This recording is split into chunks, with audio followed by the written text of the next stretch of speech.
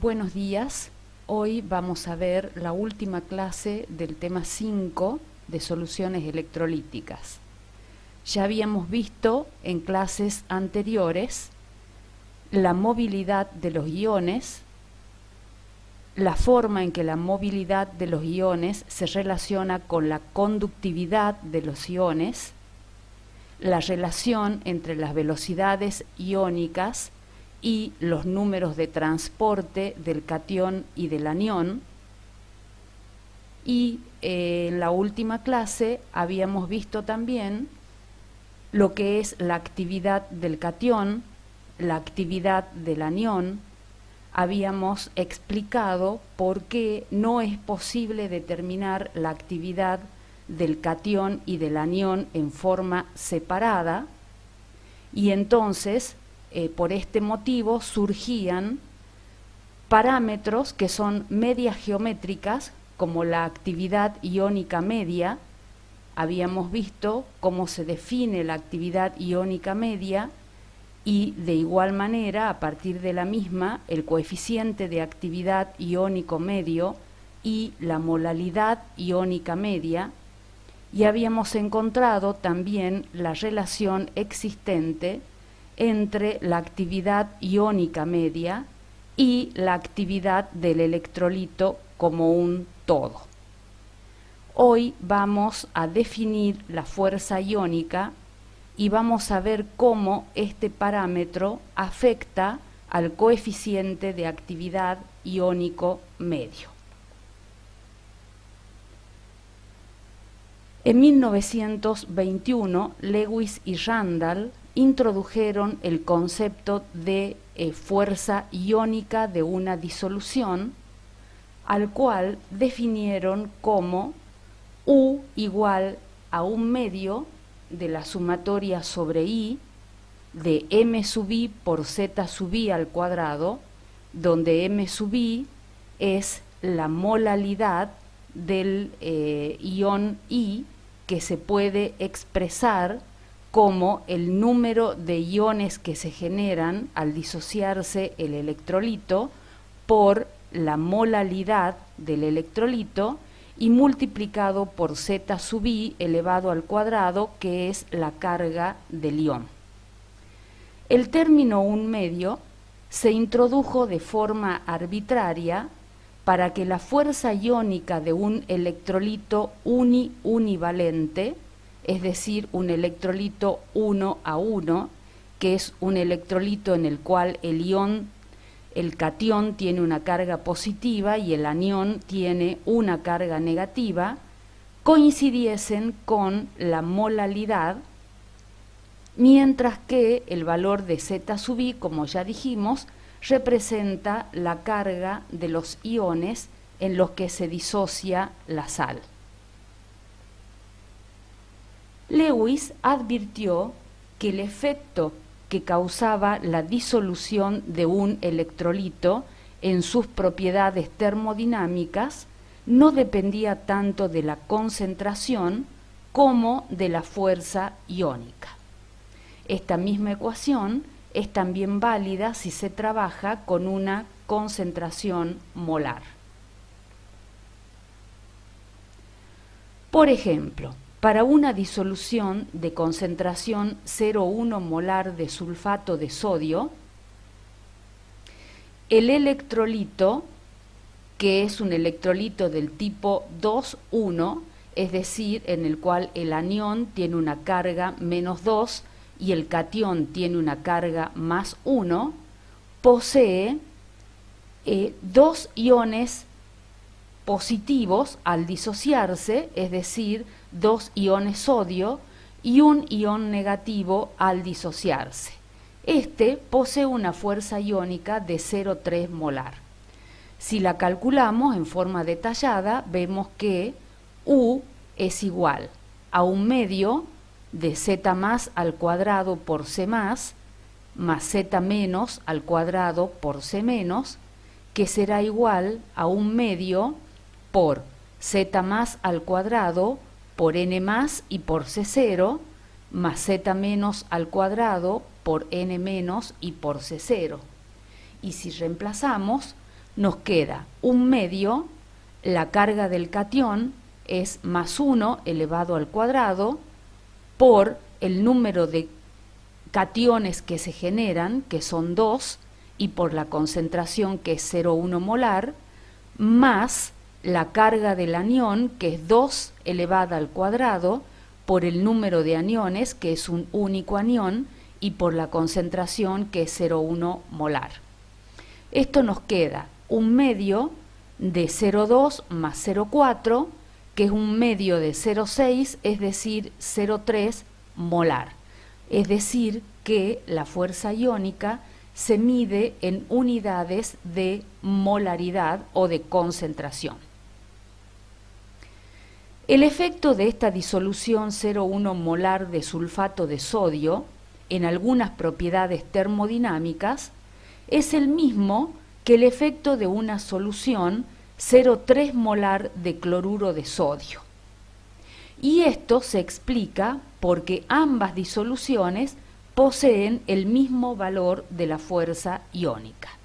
Si calculamos la fuerza iónica para esta disolución, partimos de la definición y en ella reemplazamos un medio de la carga del catión, que es 1 elevado al cuadrado, por un catión, por 0,3, que es la molaridad de la disolución, más la carga del anión, que es 1 elevado menos 1 elevado al cuadrado, pero acá siempre se toma la carga en módulo, por el número de aniones, que es 1, y por la concentración, que es 0,3, me queda un medio de 0,3 más 0,3, es decir, un medio de 0,6, que es igual a 0,3 molar. Entonces vemos que electrolitos diferentes, tales como el sulfato de sodio y el cloruro de sodio, de concentraciones diferentes, 0,1 molar y 0,3 molar, nos dan idénticas fuerzas iónicas, ambos dan una fuerza iónica de 0,3 molar. Entonces, estas dos disoluciones poseen algunas propiedades termodinámicas iguales como consecuencia de que poseen la misma fuerza iónica. Y acá podemos ver también lo que dijimos recién en la definición, que el un medio se introdujo arbitrariamente para que la fuerza iónica de un electrolito 1 a 1 coincidiese con su concentración. Acá vemos que la fuerza iónica de este electrolito, que es un electrolito 1 a 1 y que da 0,3 molar, coincide con la concentración, que es 0,3 molar. Si no se hubiese colocado el un medio, entonces la fuerza iónica daría 0,6 y la concentración es 0,3. Entonces por eso fue introducido arbitrariamente para que los electrolitos 1 a 1 poseen la misma concentración que fuerza iónica. La ley empírica de la fuerza iónica fue enunciada por Lewis y Randall y dice lo siguiente: el coeficiente de actividad iónico medio de una sal disociada en iones es función universal de la fuerza iónica de la solución.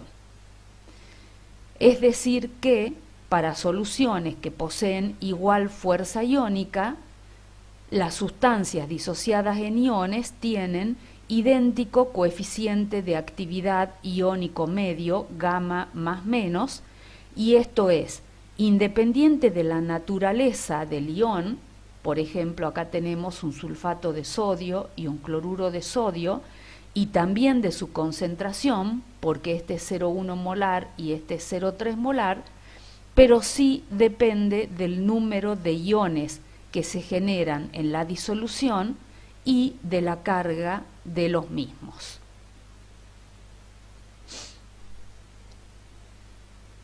Surge entonces la teoría de Davy-Hackel, que es una teoría que me permite obtener la dependencia que tiene el coeficiente de actividad iónico medio, gamma más menos, con la fuerza iónica de la solución. Y esta teoría de Davy-Hackel tiene su fundamento en lo siguiente. Considera que los iones no están caóticamente distribuidos dentro de la disolución, sino que se encuentran distribuidos de acuerdo a la ley de Coulomb. Es decir, que cada ion se encuentra rodeado por una nube iónica de signo contrario al que posee el ion central. Y esto lo podemos ver en la disolución, donde tenemos un catión que se encuentra rodeado por una nube iónica de aniones, y de la misma forma un anión que se encuentra rodeado por una nube iónica de cationes. A través de consideraciones electrostáticas puede obtenerse la energía de interacción de la nube iónica con el ion central. Y para esto vamos a apelar a conceptos que ya vimos en el tema 2, y tenemos que la diferencia entre la energía libre del ion, de la energía libre del ion entre su valor real y el valor que le corresponde a una disolución infinitamente diluida, que es lo que se denomina energía libre de exceso, mide la desviación de la idealidad de la solución. Si recordamos, nosotros habíamos planteado que el delta de G de mezcla es igual al delta de G ideal más el delta de G de exceso. Entonces, lo que yo estoy diciendo acá es que la energía, el valor real de la energía libre del ion central, que es delta de Gm, menos el valor que le corresponde a esa disolución cuando se comporta idealmente, es decir, menos delta de G sub I, es igual al delta de G de exceso. Y este delta de G de exceso me da cuenta de la desviación de la idealidad. Podemos entonces reemplazar el delta de G de mezcla como la sumatoria sobre I de las fracciones molares de cada uno de los componentes por la diferencia de mu sub I menos mu sub I supra cero. Y esta diferencia de mu sub I menos mu sub I supra cero está dada por R por T por el logaritmo de A sub I. Por lo tanto, el delta de G de mezcla me queda igual a R por T por la sumatoria sobre I de X sub I por el logaritmo de A sub I. Ahora voy a reemplazar la actividad A sub I por el producto de gamma sub I por X sub I. Entonces, delta de G de mezcla es igual a R por T por la sumatoria sobre I de X sub I por el logaritmo de gamma sub I por X sub I. Y a este logaritmo lo puedo plantear como dos términos separados, de manera que el delta de G de mezcla me quedará igual a R por T por la sumatoria sobre I de X sub I por el logaritmo de XI más R por T por la sumatoria sobre I de X sub I por el logaritmo de gamma I, donde a cada uno de estos términos voy a asociarlos al primero con el delta de G ideal y al segundo con el delta de G de exceso. La energía libre de exceso será igual a la energía de interacción entre el ion central y su nube, es decir, la energía de interacción iónica va a ser igual a mu sub I real menos el mu sub I ideal, que es igual al delta de mu sub I de exceso. Y el delta de mu sub I de exceso del componente I lo puedo plantear como n por R y por T y por el logaritmo de gamma más menos, donde gamma más menos es el coeficiente de actividad iónico medio del electrolito I. Considerando solo la interacción de un ion I con su nube, se obtuvo la ley límite de Davy-Hackel.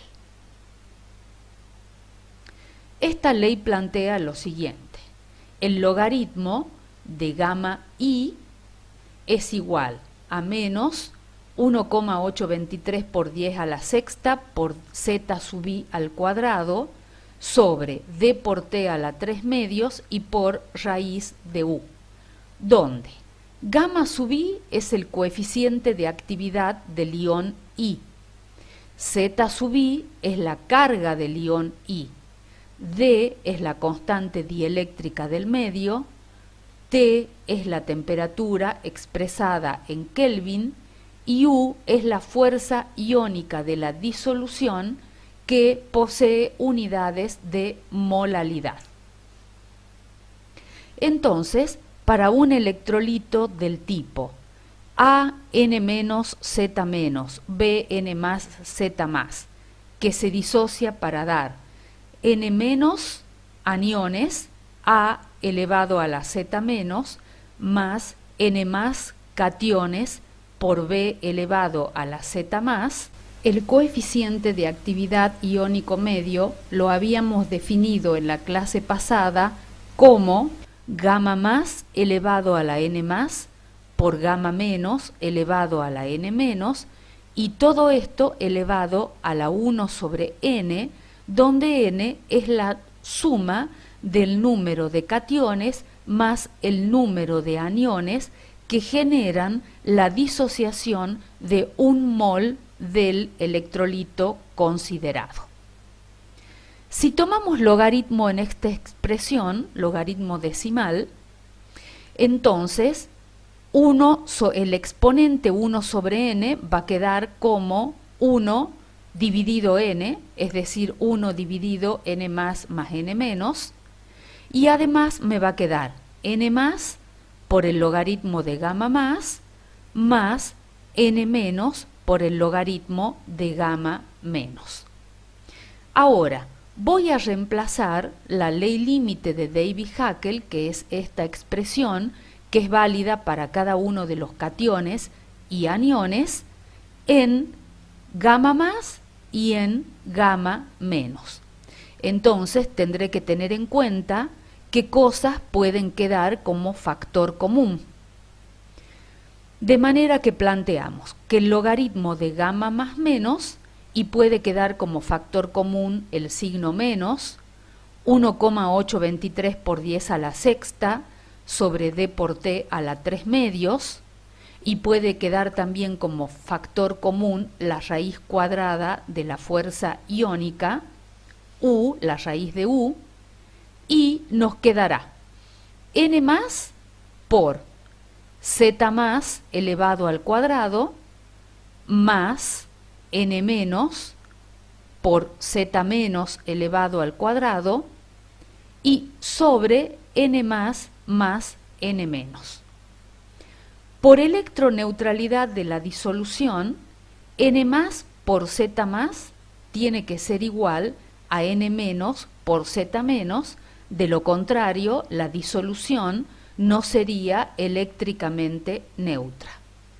Y de acá podemos despejar que la carga del catión sobre la carga del anión va a ser igual al número de aniones que se generan sobre el número de cationes que se generan en la disociación.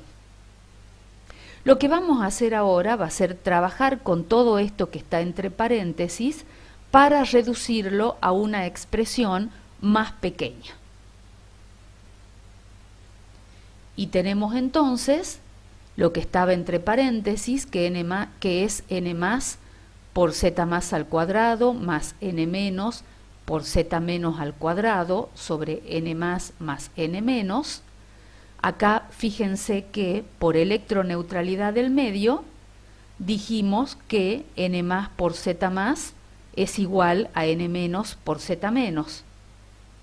Entonces, yo puedo poner en este término n más por z más y por z menos, de manera que podré sacar factor común n más por z más, que va a estar en los dos términos y que multiplica a Z más Z menos. Y en el denominador puedo sacar factor común n más, que multiplica a 1 más n menos sobre n más. Acá entonces puedo simplificar n más en el numerador y en el denominador. Y me quedará z más por z más z menos sobre 1 más. Dijimos que el cociente de n menos sobre n más es igual a z más sobre z menos. Por lo tanto, reemplazamos acá z más sobre z menos. Ahora vamos a sacar en el denominador común denominador z menos, que lo vamos a pasar multiplicando al numerador. De manera que me va a quedar z más por z menos, que multiplica a z más z menos, sobre z más z menos.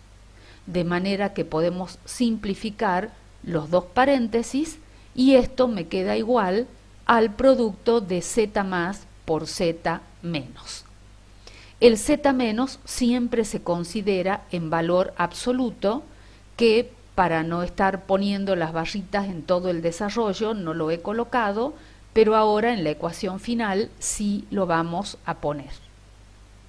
Entonces, queda que el logaritmo del coeficiente de actividad iónico medio es igual a menos 1,823 por 10 a la sexta dividido d por t a la 3 medios por todo el paréntesis, que quedó igual a z más por el módulo de z menos y por la raíz de u. Esto queda igual a menos un término a por z más por el valor absoluto de z menos y por la raíz de u, donde el valor de a es igual a 0,5117 si se considera que la temperatura son 25 grados centígrados, es decir, 298 Kelvin, y si se tiene en cuenta que la constante dieléctrica del agua es 78,25. Bueno, en el siguiente gráfico se representa el logaritmo de gamma más menos en función de la fuerza, la raíz cuadrada de la fuerza iónica de la disolución. En el gráfico tenemos 100 por la raíz cuadrada de la fuerza iónica, porque este gráfico es válido para concentraciones muy bajitas, y si se tiene en cuenta que existe una relación entre la concentración y la fuerza iónica, también para fuerzas iónicas muy pequeñas, es decir, por ejemplo, este 4 que está acá, en realidad es 4 por 10 a la menos 2, si se tiene en cuenta que en el eje se ha graficado 100 veces la raíz cuadrada de la fuerza iónica. Vemos que esta ley se cumple para valores muy pequeños de la concentración. La ley está representada por las rectas en color azul, mientras que los puntos y las rectas o curvas en color rojo me representan datos experimentales. Y tenemos para distintos tipos de electrolitos.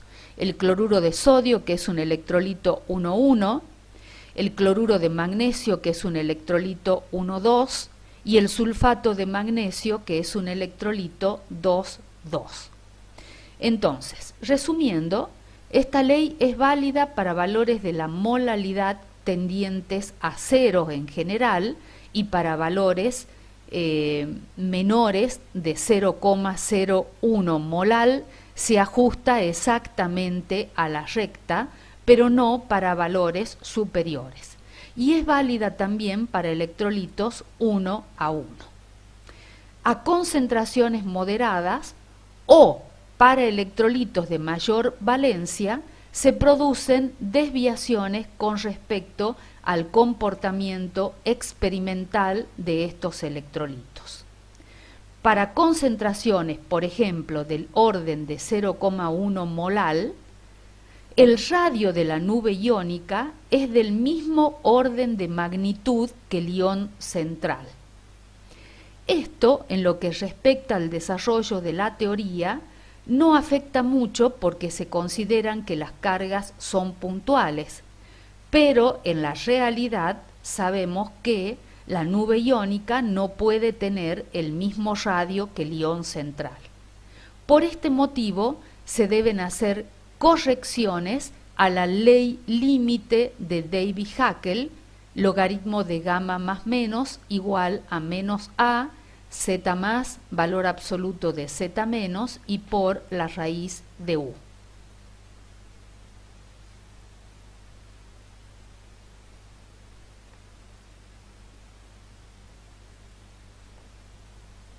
Para tener en cuenta las desviaciones, se introducen entonces correcciones a la ecuación que nos daba la energía de interacción de la nube iónica con el ion central. Las desviaciones surgen como consecuencia de la asociación de los iones a elevadas concentraciones que conducen a la formación de dupletes y tripletes. Esto ya lo habíamos visto en más de una oportunidad. Cuando la concentración es mayor, la cercanía entre los iones es menor y esto conlleva a la formación de dupletes, y cuando aumenta mucho más la concentración, también a la formación de tripletes. A altas fuerzas iónicas de la solución, la ley límite de Davy-Hackel se extiende en la siguiente ecuación, que recibe el nombre de segunda aproximación de la teoría de Davy-Hackel, o también el nombre de ley extendida, donde el logaritmo de gamma más menos nos queda igual a menos a por z más por z menos por la raíz de u, y lleva un término en el denominador que es el término correctivo de la expresión anterior, 1 más b por la raíz de u. La constante b es una medida de la proximidad entre los iones, por eso es que corrige el hecho de que se formen dupletes y tripletes.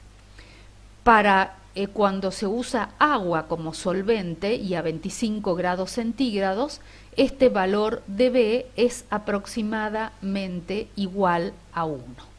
Entonces acá en el gráfico vemos el logaritmo de gamma más menos graficado en función de 100 por la raíz cuadrada de i, dice acá, en realidad es la raíz cuadrada de u, porque bueno, el lugar de donde saqué el gráfico le denominaban i a la fuerza iónica, ya lo voy a corregir cuando suba las diapositivas, y entonces tenemos la expresión de la ley límite, que es la recta, y de la ley extendida, o segunda aproximación de la teoría de Davy-Hackel, que ya va tomando la forma de una curva para cuando las concentraciones son muy elevadas.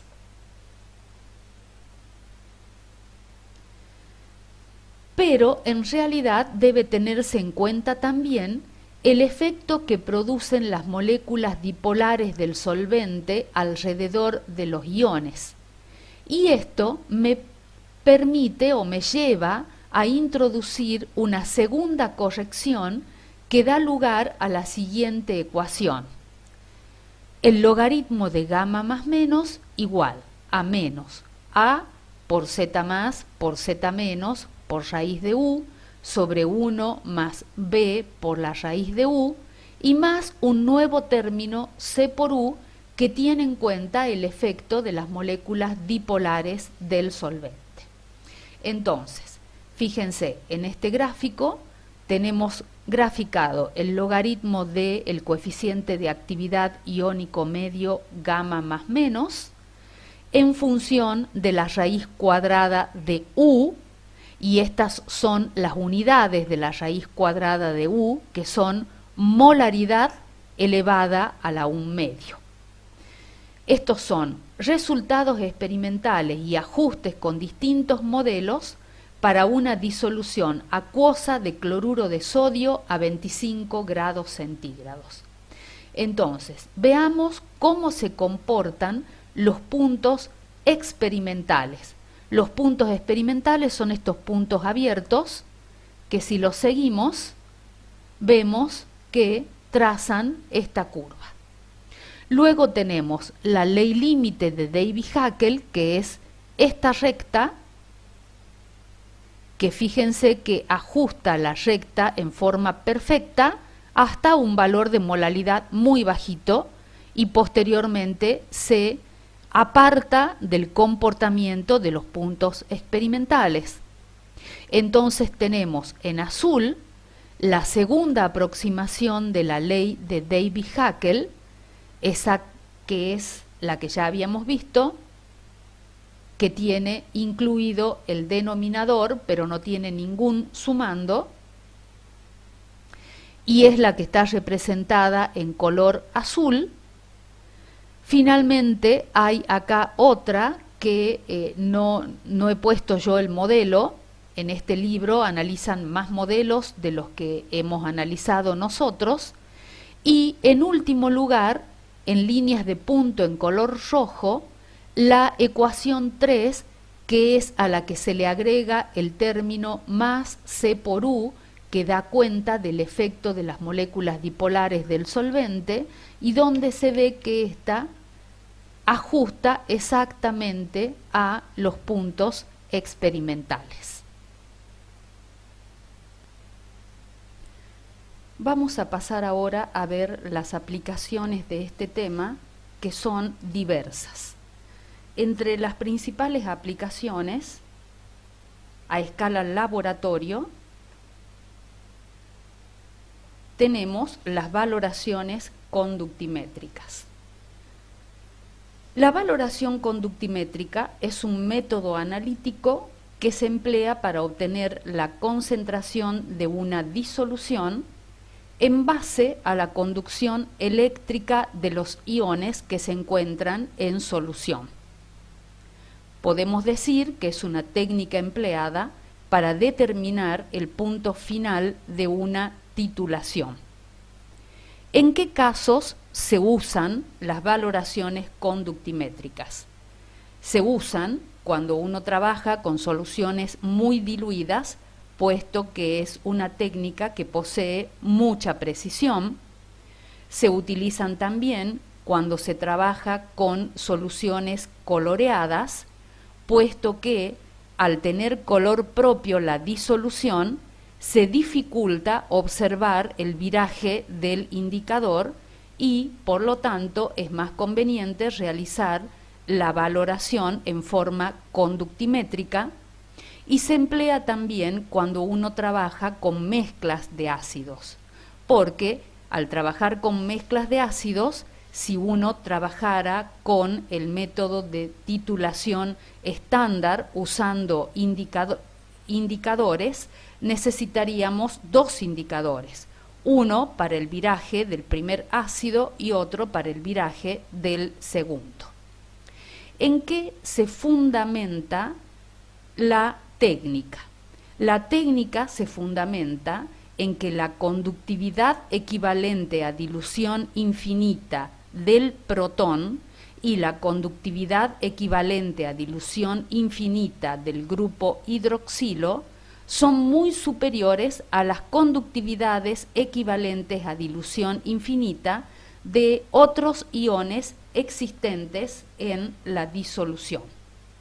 Y esto lo podemos ver en la siguiente tabla, que son conductividades equivalentes a dilución infinita de cationes y aniones a la temperatura de 25 grados centígrados y cuando se usa como solvente el agua. Podemos observar en la tabla correspondiente a los cationes que lambda 0 más del protón es 349,8 ohm a la menos 1 centímetros cuadrados equivalentes a la menos 1, y que la conductividad equivalente a dilución infinita del grupo hidroxilo es 197,6 ohm a la menos 1 centímetros cuadrados equivalentes a la menos 1.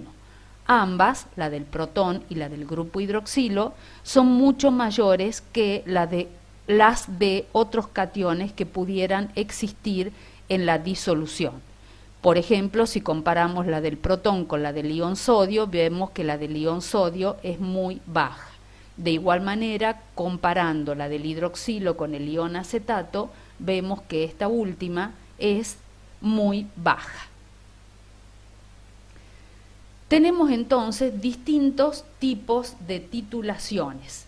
La titulación de un ácido fuerte con una base fuerte, la titulación de un ácido débil con una base fuerte, o de un ácido muy débil con una base fuerte, o, por ejemplo, de un ácido fuerte y al revés con una base débil, la titulación también de una mezcla de ácidos.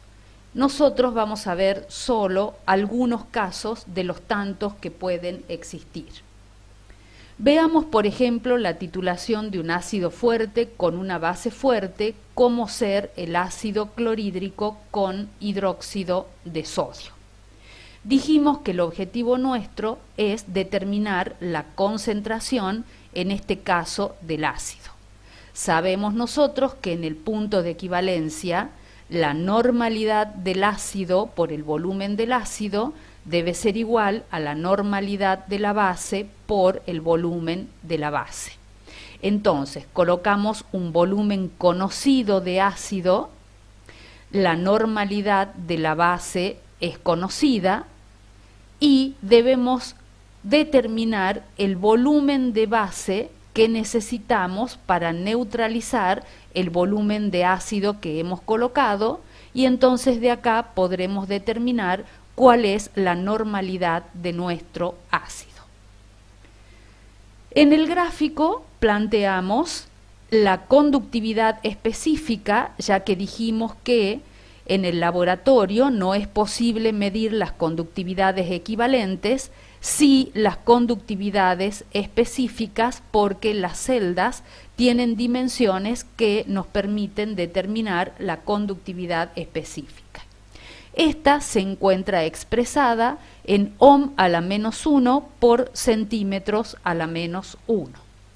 Tenemos que el punto original, es decir, el que corresponde a la conductividad del ácido puro, o de la disolución, perdón, no del ácido puro, sino de la disolución ácida sin ningún agregado de base, es elevada, debido a que se trata de una solución de ácido clorhídrico donde tenemos iones cloruros y fundamentalmente protones que tienen, ya dijimos, una conductividad equivalente a dilución infinita muy elevada. Empezamos a hacer agregados de cantidades pequeñas de base y lo que va ocurriendo es que los protones se van neutralizando con los grupos hidroxilos de la base agregados y van formando agua, y además tenemos los iones cloruro y los iones sodio que provienen de la base que se emplea para la titulación, que es el hidróxido de sodio. Es decir, van desapareciendo protones y apareciendo iones sodio. Es decir, van desapareciendo protones que tienen una conductividad equivalente a dilución infinita de prácticamente 350 y apareciendo iones sodio que tienen una conductividad equivalente a dilución infinita de 50.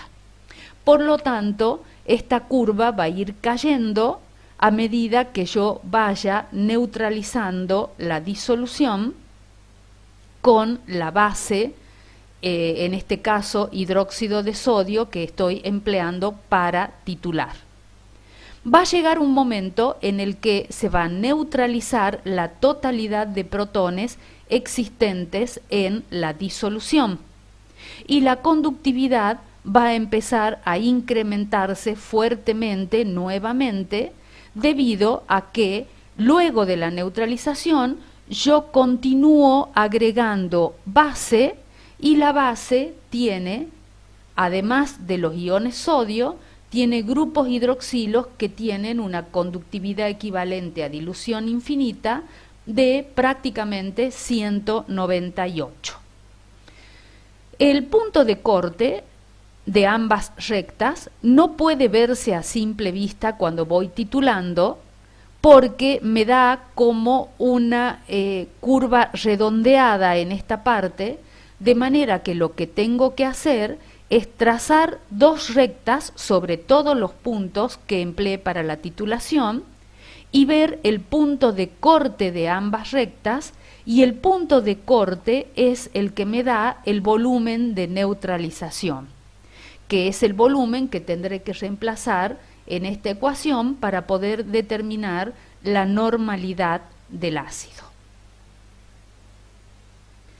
Tenemos también la titulación de un ácido débil con una base fuerte, como por ejemplo el ácido acético con hidróxido de sodio. El ácido acético es un ácido débil que se encuentra parcialmente disociado y por lo tanto tiene la conductividad de la disolución original es muy baja.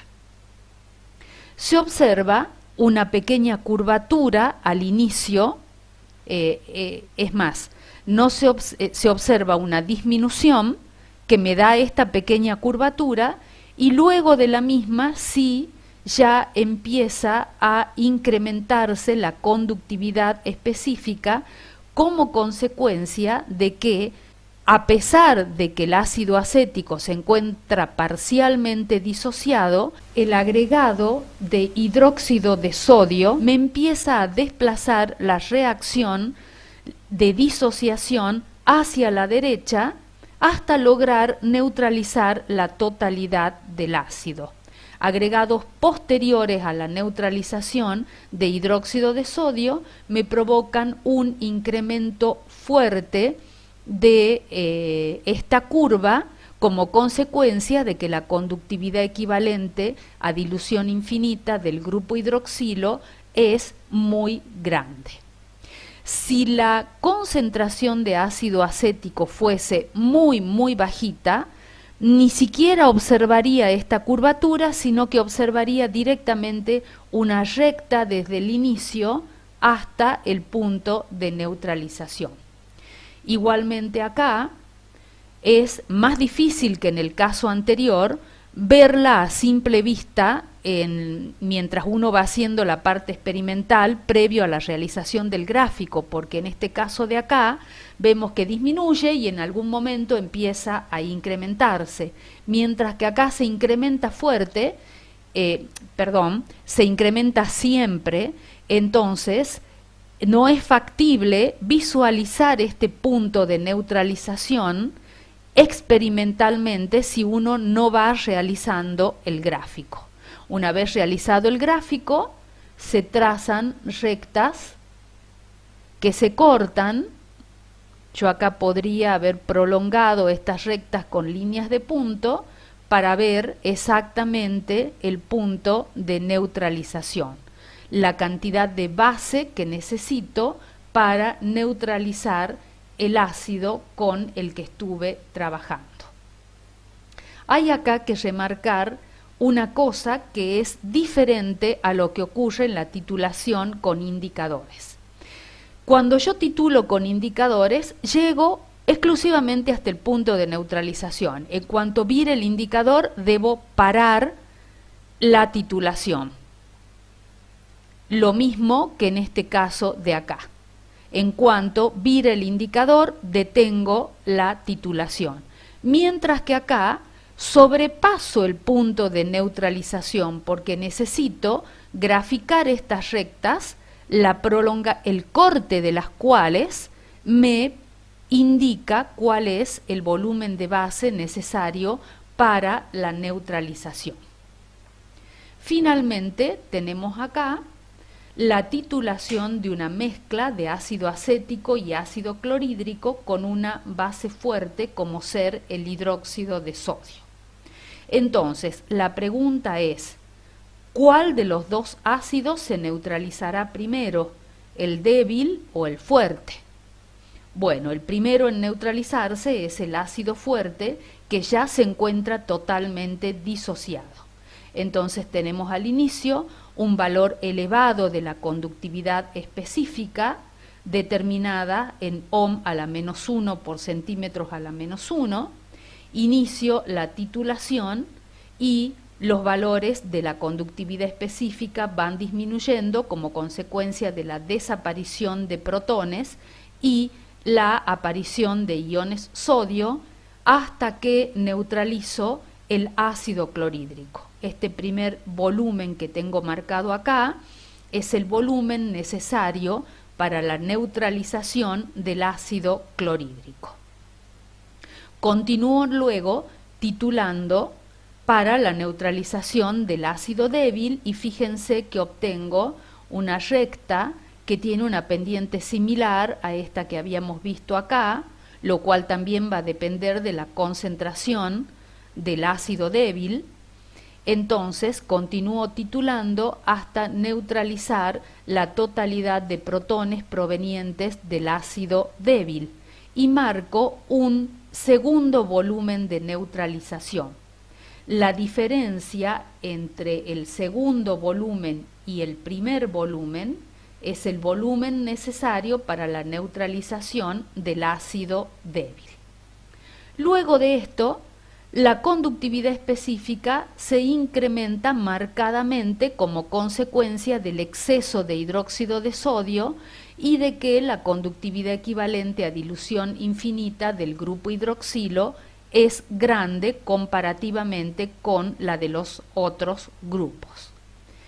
Y además, el volumen total, que es la suma del volumen necesario para la neutralización del ácido fuerte, más este de acá, que es el volumen necesario para la neutralización del ácido débil, la suma total, es decir, este valor, nos da el volumen total necesario para la neutralización de mi mezcla de ácidos.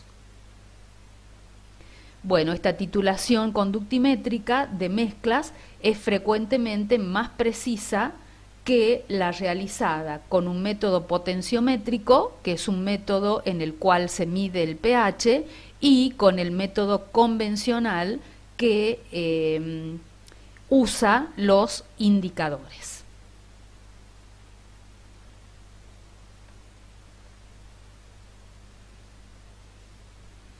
Vamos a pasar ahora a ver aplicaciones que tienen ya que ver con la parte industrial. Y vamos a mencionar solo algunas de las aplicaciones, como por ejemplo la electrólisis de la salmuera, la electrólisis de sales fundidas, que tienen como objetivo obtener aluminio, magnesio, metales alcalinos y metales alcalino térreos puros, el electrorefinado de metales, la galvanotecnia y finalmente los sistemas de electrocloración. La electrólisis de la salmuera, ya habíamos visto las reacciones que se producían en el ánodo y en el cátodo en la primera clase que vimos, y vimos que en el cátodo se obtiene hidróxido de sodio y se obtiene hidrógeno, y en el ánodo se obtiene cloro 2, todos de aplicación industrial.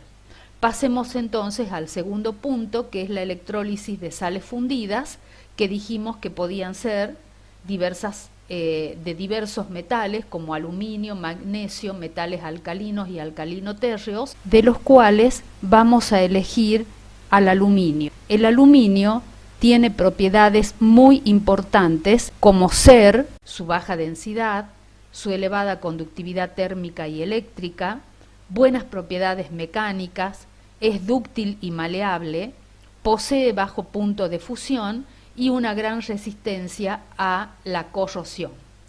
Se obtiene a partir de un mineral, la bauxita, que es purificada a través del proceso Bayer, precipitándose el hidróxido de aluminio, el cual posteriormente se transforma en alúmina, y lo que se realiza es la electrólisis de la alúmina disuelta en criolita fundida.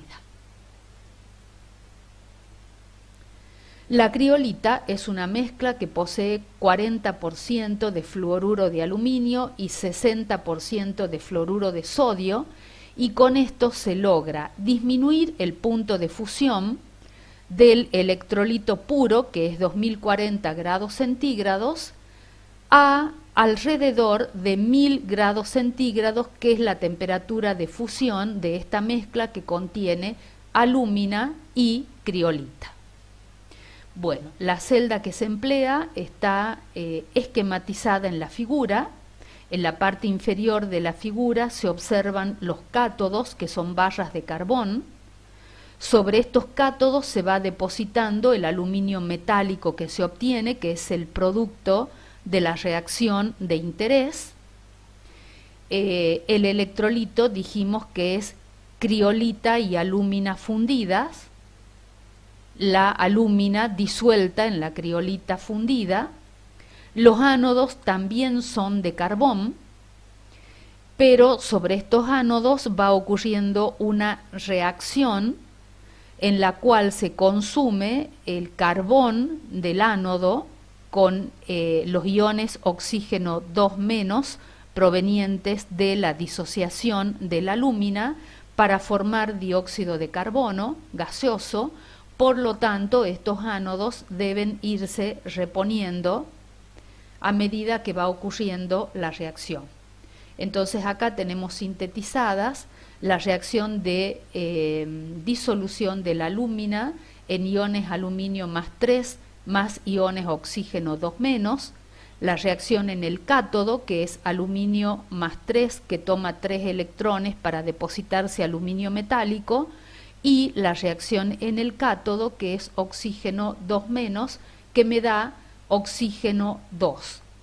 Pero si tenemos en cuenta que estos oxígenos 2- se combinan con el carbono del ánodo, la reacción final del proceso Hall es 2 moléculas de alúmina más 3 de carbono sólido, me dan 3 de dióxido de carbono más 4 de aluminio metálico. Esta es una reacción muy importante a nivel industrial.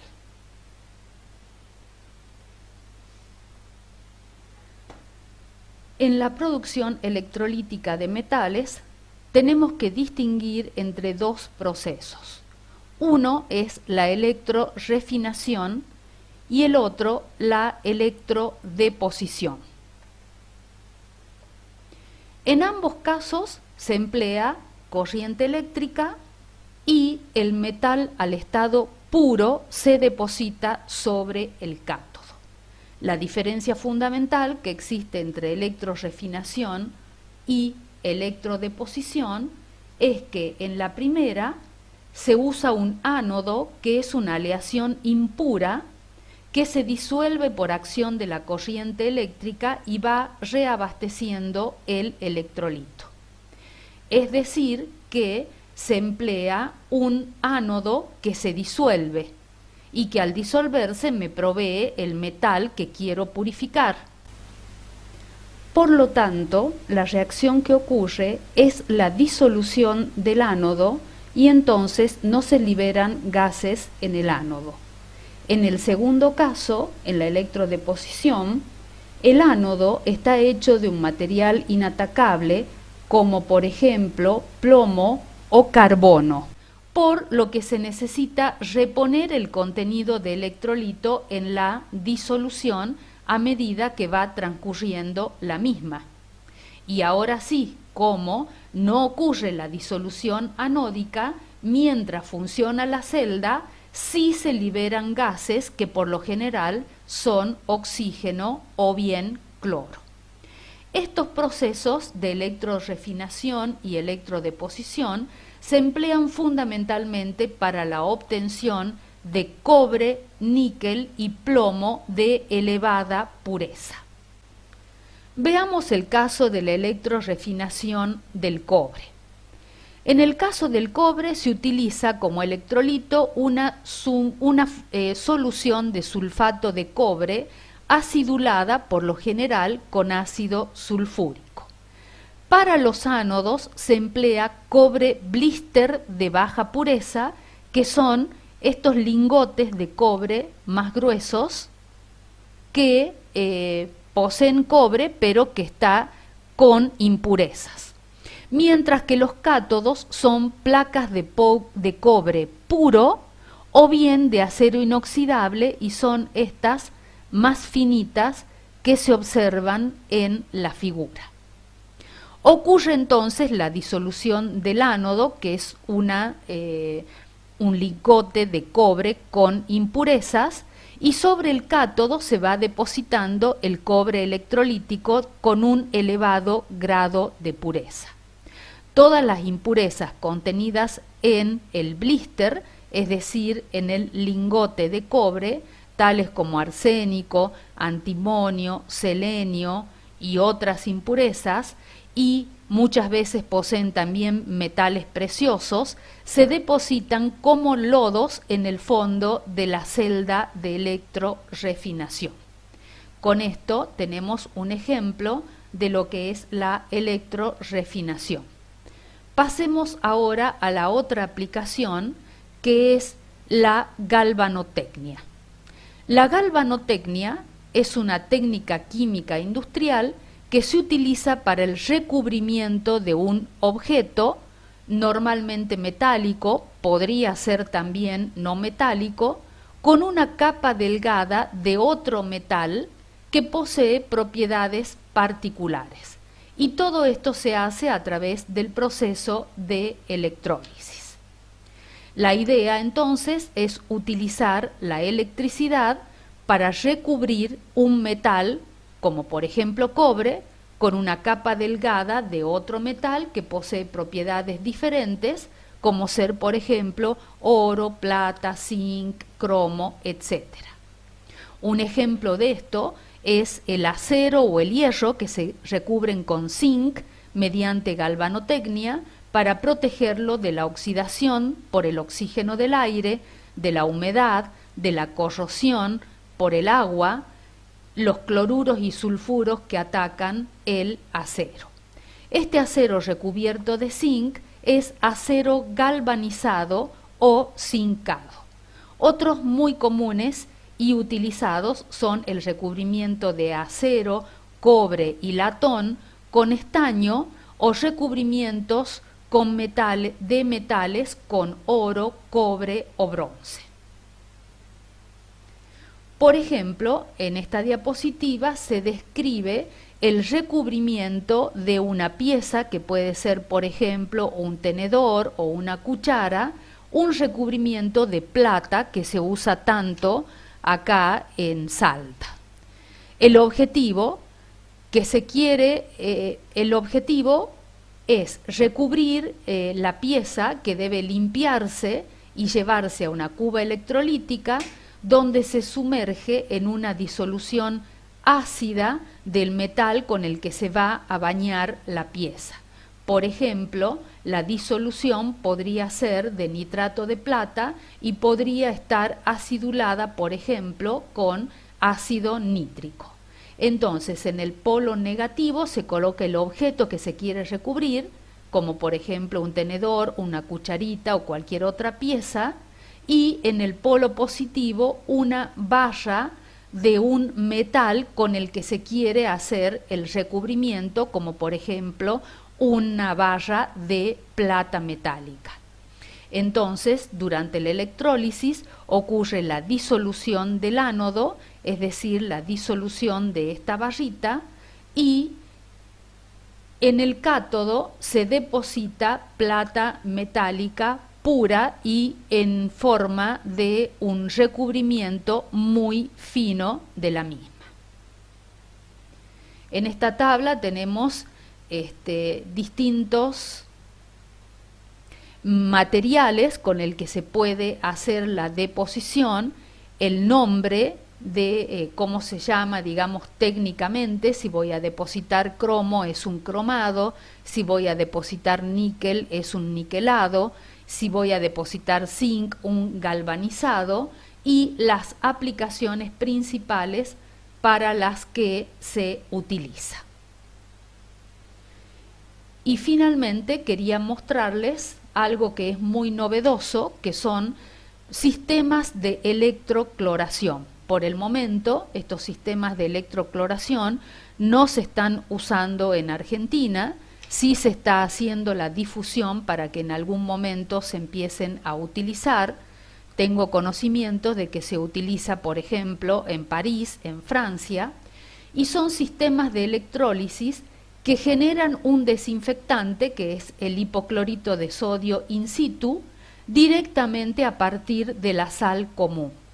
Entonces, los ingredientes para la electrocloración son la sal, la electricidad y el agua. Se produce entonces, como ya vimos, la electrólisis del cloruro de sodio disuelto en disolución acuosa y, de acuerdo a las ecuaciones que habíamos visto en la primera clase, sabemos que se forma hidróxido de sodio y se desprende hidrógeno en el cátodo, mientras que en el ánodo se forma cloro. Si en vez de dejar que se desprenda el cloro se deja en contacto en una celda cerrada que tiene una salida únicamente para la salida del hidrógeno, se deja en contacto el hidróxido de sodio con el cloro, se formará hipoclorito y entonces tenemos que ingresan nuestros reactivos, que son el cloruro de sodio y el agua, y aplicando una determinada fuerza electromotriz, circula corriente eléctrica, con lo cual se produce una solución de hipoclorito de sodio, que es la que se utiliza para la desinfección. El dispositivo es un sistema modular de electrólisis, como el que se ve acá en la diapositiva, en el interior del cual ustedes van a observar que existen estos dos cilindros. Cada uno de esos cilindros son celdas electrolíticas que poseen electrodos de titanio, en los cuales se producen las reacciones que habíamos visto recién. Para tener una idea del tamaño del módulo, fíjense que acá tenemos que la longitud de esta celda es de 1,20 m para una producción de 5 kilogramos por hora y de 1,60 m para una producción de 7,5 kilogramos por hora. Las aplicaciones típicas de este tipo de desinfecciones son, en primer lugar, para tratamiento de agua potable. También pueden utilizarse para tratamiento de agua industrial, para tratamiento de agua residual y, en mucho menor escala, para el tratamiento de agua de piscinas. Bueno, con esto hemos visto entonces un pantallazo general de las aplicaciones que pueden tener lugar utilizando este tema de soluciones electrolíticas que pueden tener lugar a nivel industrial. A partir de acá en adelante no hay nada de esto en la cartilla, sin embargo me pareció importante que tengan ustedes un pantallazo general de las aplicaciones de este tema, puesto que incluso son tan interesantes algunas de las aplicaciones que pueden dar lugar para que posteriormente elijan para el proyecto final para trabajar con alguno de estos temas. Bueno, con esto entonces finalizamos el tema 5 y la clase siguiente iniciaremos el tema 6, que es sobre electrodos y pilas reversibles.